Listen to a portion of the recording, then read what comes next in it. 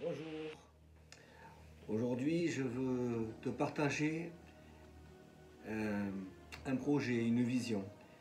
C'est la vision de Jésus. Et comme il est dit dans la prière du Notre Père, Père, que ta volonté soit faite. Que la volonté de Jésus soit faite dans nos vies. Et cette vision qu'il a eue et qu'il est venu mettre en pratique par son ministère sur terre et qu'il nous a légué lors de son enlèvement au ciel, lors de sa montée auprès du Père, il nous a légué une vision de multiplication. Comme cette multiplication qu'il avait déjà exercée à travers les pains et les poissons, il veut multiplier ses enfants, ses disciples sur la terre, afin qu'un plus grand nombre soit sauvé.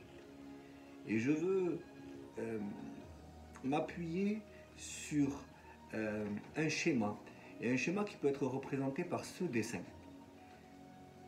Et tu peux voir qu'à travers ce dessin, il y a cet homme, où il est dit demeurer.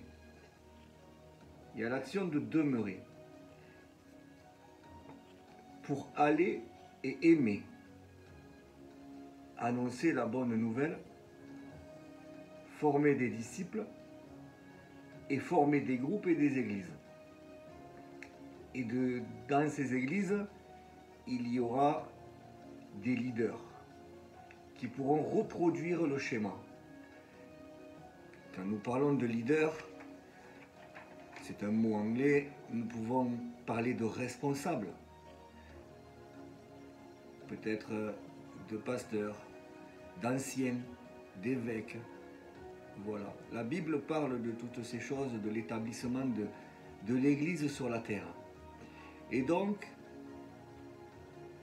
je parlais de cet homme qui est représenté, parce que ça a été le modèle. C'est notre modèle, c'est Jésus. Et Paul dit d'être des imitateurs de Christ. Christ demeurait dans le Père, et le Père en lui. Et également nous demeurons en Christ. Et Christ vit en nous. Ce n'est plus moi qui vis, c'est Christ qui vit en moi, Paul disait. Je veux m'approprier ces paroles, je veux que tu t'appropries ces paroles. Et donc, ça veut dire quoi si c'est Christ qui vit en moi? Ça veut dire que je vais pouvoir reproduire les mêmes choses que Jésus a accomplies sur la terre. Parce qu'il a dit, vous ferez les mêmes choses et même des plus grandes. Ça paraît surprenant quand même de se dire que Jésus te dit que tu peux faire des choses et même des plus grandes que lui. Et il veut nous envoyer donc sur la terre, et je reprends le dessin, et le dessin, il représente un champ. Le monde est appelé aussi un champ, le champ. C'est un champ d'évangélisation, c'est un champ de culture. Et donc, nous voyons que ce champ peut être découpé en 4 parcelles. Et nous allons voir à travers chaque parcelle qu'est-ce qu'il en ressort. Parce que c'est ce qui compose la vision du Seigneur jusqu'à son retour. Donc, demeurer en Jésus, c'est respecter ses commandements. C'est garder sa parole et la mettre en pratique, afin de ne pas être des auditeurs oublieux. Et ces commandements, c'est de nous aimer les uns les autres. Premièrement, tu aimeras ton Dieu de toutes tes forces, de toute ton aide, de toute ta pensée. Et le deuxième commandement, aimez-vous les uns les autres comme je vous ai aimé. Et combien le Seigneur nous a aimés, jusqu'à la croix. Et donc c'est d'aimer et d'aller. Parce que par amour, nous allons aller. Aller vers les autres. Aller vers son prochain. Aller annoncer la bonne nouvelle. Dans Marc, au chapitre 16, je lis, il est dit, allez par tout le monde et prêchez la bonne nouvelle à toute la création.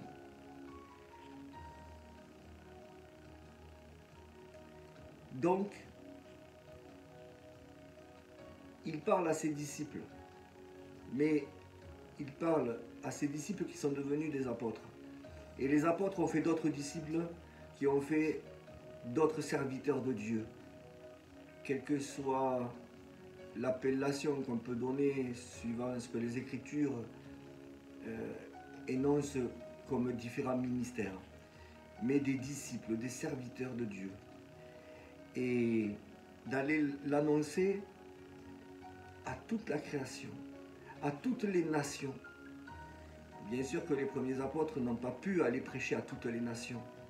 Il a fallu qu'il y ait d'autres évangélistes, d'autres apôtres, d'autres serviteurs qui aillent parmi les nations en se multipliant afin que cette bonne nouvelle soit répandue, la parole dit, jusqu'aux extrémités de la terre. Les extrémités, ça veut dire l'entièreté. Et donc, cette annonce de la bonne nouvelle, pour revenir à notre chant, c'est la semence. La Bible dit que c'est une semence. Et certains la reçoivent, certains ne la reçoivent pas. C'est une graine. C'est une graine qui est semée dans le champ. Et ça nous rapporte forcément à la parabole du semeur. Et dans la parabole du semeur, dans Matthieu 13, il est dit un semeur sorti pour semer. Et nous pouvons voir le Seigneur, la parole de Dieu faite chair. Il est venu semer. Et il y a eu différents types de substrats, de sol. Et comment la graine a réagi dans ce certain sol, ce substrat. En agronomie, on parle de substrat. Il est parlé de bord du chemin, de terre rocailleuse, pierreuse, ou des épines, ou la bonne terre. Et ce substrat, c'est l'état de notre cœur. Et ou la disposition de notre cœur. Et au verset 8, il est dit, une autre partie tomba dans la bonne terre, et elle donna du fruit. Un grain, 100, un autre, 60, un autre, 30. Que celui qui a des oreilles entende. Donc nous voyons bien que d'un grain, il va en sortir 100, 60 ou 30. Peu importe. C'est que de 1, ça se multiplie. Ça ne fait pas 1 plus 1. Non. Ça fait 1 fois 20, fois 30, fois 100. Un grain de blé va tomber en terre, il va pousser, il va faire un épi, et dessus il y aura beaucoup de graines de blé qui pourront ou retomber dans la terre autour ou être jetés dans le champ d'à côté. Et ça produira encore des épis qui produiront plus de grains. Et donc, nous voyons que annoncer la bonne nouvelle, c'est semer. Et une fois qu'on a semé, on arrose. La parole de Dieu est aussi une pluie, une eau vive. Et quand ces graines sont arrosées, elles vont germer. Et à travers cette germination, cette éclosion, il y a une pousse, une croissance. À partir de là, la personne est devenue une nouvelle créature par cette semence. C'est la réception de cette semence dans son cœur. Et à travers cela, elle va être enseignée et elle va pouvoir devenir disciple. Disciple de Jésus. Ça veut dire disciple, c'est être un élève. Un élève à l'école de Christ. C'est ce que chaque être humain est appelé à devenir. Un élève à l'école de Christ.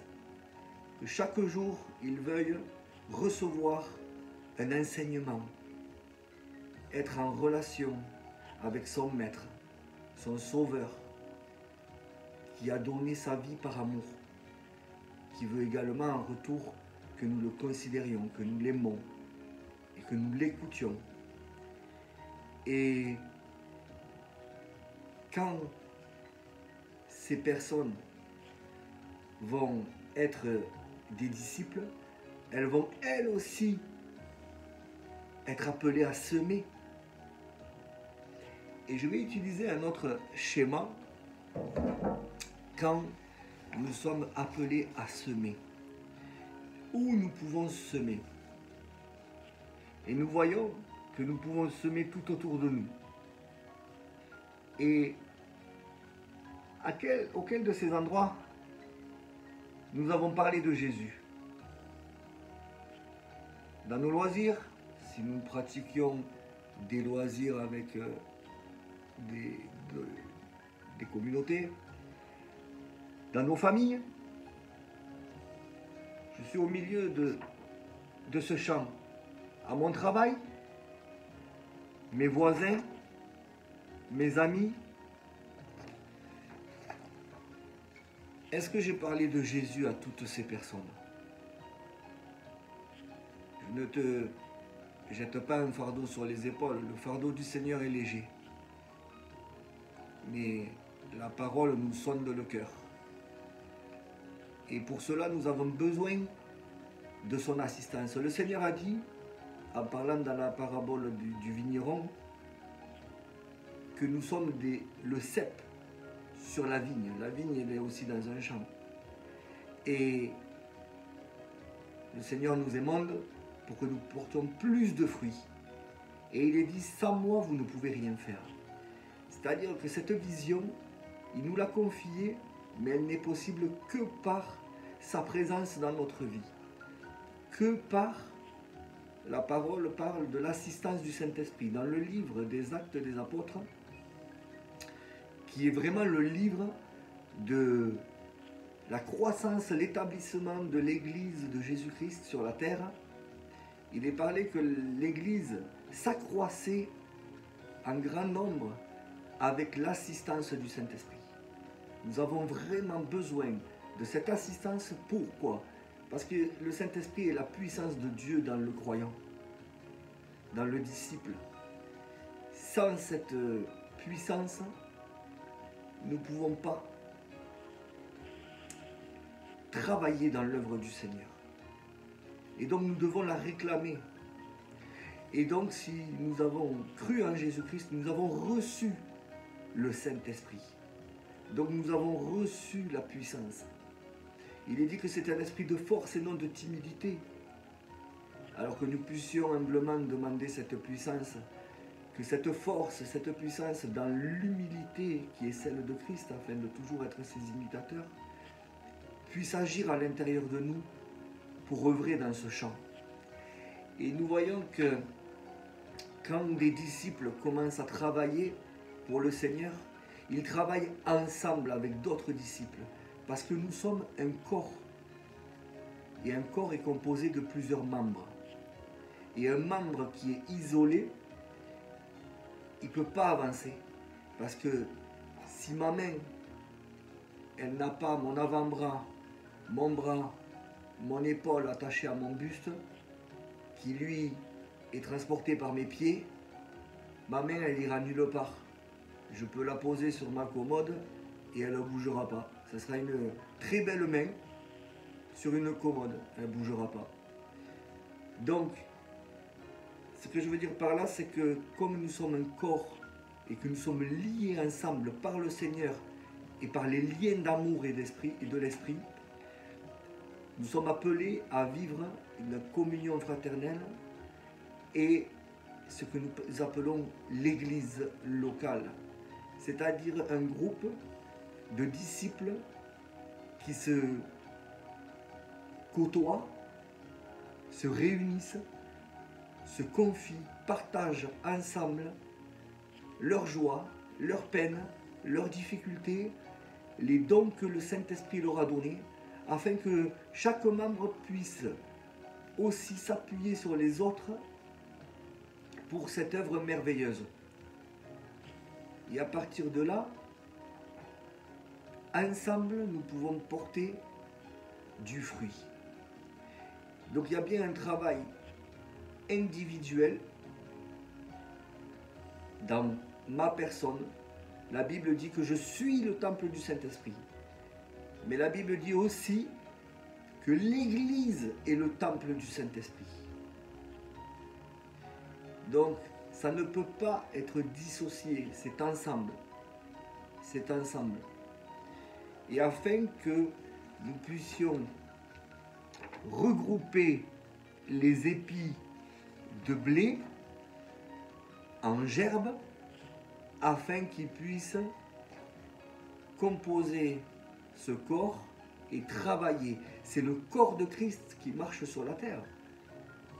Aujourd'hui, quand un croyant, quelqu'un qui est né de nouveau, qui a reçu le Saint-Esprit, il est chrétien, il est un Christos, Christos veut dire petit Christ. Et oui, le Seigneur aujourd'hui marche sur la terre à travers toi, à travers moi, à travers chaque croyant, à travers son Église. Et donc, dans ce monde qui s'obscurcit, l'action, l'œuvre de Christ par son Église doit aussi vraiment être embrasée, vivifiée, qu'on ait la peine pour les âmes perdues. Afin de ne pas s'installer dans un pseudo-confort. Bon, ben je suis sauvé, j'attends le retour du Seigneur. Non, non, non. Le Seigneur veut nous voir à l'œuvre à son retour. Il ne veut pas voir des personnes qui sont dans l'oisiveté. L'oisiveté, ça mène à la ruine. Donc, nous devons être en action. Et que chacun puisse voir quelle place le Seigneur l'a appelé à tenir dans le corps. Nous devons demander au Seigneur, Seigneur, qu'est-ce que tu m'as donné? Vous savez que moi je travaille dans le bâtiment et j'ai une caisse à outils. Et vous m'entendrez souvent parler de cette caisse à outils. Parce que quand le Seigneur t'a transformé, a fait de toi une nouvelle créature, il t'a remis une caisse à outils pour travailler. Et dedans, ces outils, c'est les dons qu'il t'a donnés pour les mettre en pratique, les utiliser pour l'édification du corps, pour l'accroissement de l'Église. Alléluia. Et je veux parler aussi de cette vision qui est pareille dans le bâtiment. Et la Bible parle de pierres vivantes, d'édifices spirituels. L'Église est un édifice spirituel composé de pierres vivantes, dont chaque disciple fait partie. Et quand sur un chantier on livre des pierres, que par la grâce de Dieu, nous avons la provision que des pierres sont apportées sur un lieu pour monter une maison, il se peut qu'à la fin que cette maison soit montée à cet endroit-là, il reste des pierres. Et qu'à partir de ces pierres restantes, on puisse dire au contremaître, au patron, on peut dire, patron, il reste des pierres ici. Qu'est-ce qu'on en fait? On les envoie où? Eh bien, va les mettre là-bas parce qu'on a commencé une autre maison là-bas. Et on les utilisera sur ce chantier. Et celles qu'on avait peut-être prévues pour là-bas, vu qu'il en reste ici, eh bien, on les amènera sur un autre chantier. Vous comprenez? C'est l'établissement du royaume de Dieu sur la terre avant qu'il soit complètement céleste. Et donc, je veux terminer par 2 versets. Dans Matthieu 28, il dit « Allez et faites de toutes les nations des disciples, en les baptisant au nom du Père, du Fils et du Saint-Esprit, et enseignez-leur à observer tout ce que je vous ai prescrit. Et voici, je suis avec vous jusqu'à la fin du monde. » Cette dernière phrase, c'est l'encouragement pour accomplir ce qu'il nous dit juste avant. Il est avec nous. Il est avec toi. Il veut faire cette œuvre. Il veut faire ce que l'homme ne peut pas faire. Ce qui est impossible à l'homme est possible à Dieu. Et Dieu a voulu faire sa demeure en nous. Et je clôture par Luc, chapitre 10, versets 1 et 2. Après cela, le Seigneur désigna encore 70 autres disciples et il les envoya 2 à 2 devant lui dans toutes les villes et dans tous les lieux où lui-même devait aller. Donc nous voyons le Seigneur qui envoie. Au début, avant ce passage-là, il en avait envoyé 2, puis 12, puis 70, 72, et après, ça s'est multiplié. Et au verset 2, il leur dit, la moisson est grande, mais il y a peu d'ouvriers. Priez donc le maître de la moisson d'envoyer des ouvriers dans la moisson. Et c'est la prière qui conclut cette vision que je partage. Soyons des ouvriers dans la moisson, et prions le maître de la moisson d'envoyer des ouvriers dans la moisson, afin qu'au retour du Seigneur, un plus grand nombre soit sauvé. N'oublions pas que le Seigneur nous a confié des talents et qu'il nous demandera ce que nous avons fait de ces talents. Voilà. Il a dit dans Actes chapitre 1, vous serez mes témoins de Jérusalem, en Judée, en Samarie et aux extrémités de la terre. Donc, des témoins, des ouvriers. À Jérusalem, c'était le point de départ. Donc ça commence dans ta maison. Puis ça peut être auprès de tes voisins, dans ton village, dans ta ville, puis dans ton pays, et puis dans le monde entier.